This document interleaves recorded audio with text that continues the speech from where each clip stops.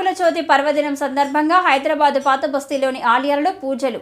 నాగుల చవితి పర్వదినం సందర్భంగా హైదరాబాద్ పాత బస్తీలోని ఆలయాల వద్ద తెల్లవారుజాము నుంచి మహిళలు భక్తులు క్యూ లైన్లో నిలబడి భక్తి శ్రద్ధలతో నాగేంద్రునికి పుట్టలో పాలు గుడ్లు నైవేద్యం సమర్పించి ప్రత్యేక పూజలు నిర్వహించారు.